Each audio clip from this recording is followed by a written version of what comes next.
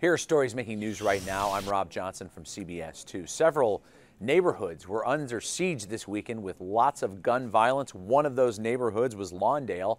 Suzanne Lemignot spoke to a resident who's lived there 50 years and has seen lots of change in the neighborhood. How long have you lived here in Lawndale, Gloria? 50 years. In 50 years, how has the community changed? It has changed tremendously.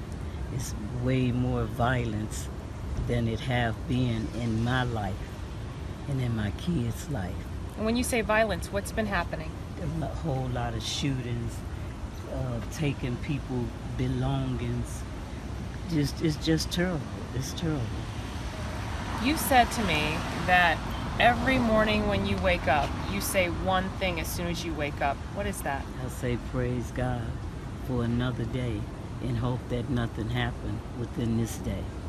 Every single morning you're thinking about what might happen to you, to your family, if they get shot, if they get hurt in some way? Yes, all day, every day. What do you think is the solution for the violence in Lawndale? I think if the parents would be more interactive and try to find out where their kids is at and what their kids is doing, I think that's a main solution because it starts at home. And I too think that if the police and the mayor and the aldermen all would kind of come together, I think that would be a big help to find a solution, because there can be solutions. Englewood was also a neighborhood that saw lots of violence. CBS 2's Vince Gerasoli spoke to a local barber who was looking to interrupt the cycle of violence. Hi everyone, it's CBS 2's Vince Gerasoli. There have been so many shootings in Chicago this past weekend. One of them occurred here in Englewood, just 4 blocks down that way, where 2 innocent bystanders were killed in gunfire. But I want to take you inside this barber shop, not so far away, and inside you will find Casey the barber, who is working as hard as he can to make a difference with the young men who live in this community. You can find him at the Englewood Library once a month giving free haircuts, but his service is about so much more than that. He also makes sure that there are positive male role models there to listen to the young kids he's given the haircuts to try to talk to them about frustrations or challenges that they may have in their own lives. It's his way of trying to make a difference. He said, and we've heard it before, it takes a village to make a difference, especially when there's been so many shootings and killings here in the city of Chicago. Just one man's story. And finally, here's meteorologist Kay Kleist with your forecast.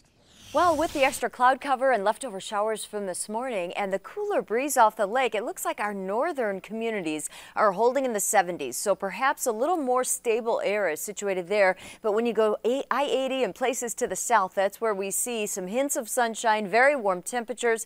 Kankakee moving to 87 in the afternoon, 86 now in Rensselaer and Valparaiso. So it's more unsettled the further south that you go. So what we're waiting on is this upper level disturbance over Iowa. This is going to be pushing into our area throughout the course of the afternoon. So between now and 10 p.m. we're going to be on the watch for perhaps strong or maybe even severe thunderstorms as they move through. Those storms are going to be meeting this very humid air mass that's in place. When we see dew point temperatures moving to 74 degrees in places like Joliet and Ottawa, that is downright tropical. So that's really going to fuel any storms that would form. Now, Futurecast throughout the afternoon really builds the storms west, moves them in for the evening rush into Chicago, and then things quiet down overnight. And early tomorrow morning we may be okay, but again on Tuesday afternoon we'll have more showers and thunderstorms moving in. Tomorrow's rain chance running at about 40%. So let's be on the watch this evening till about 10 p.m. for perhaps some gusty thunderstorms.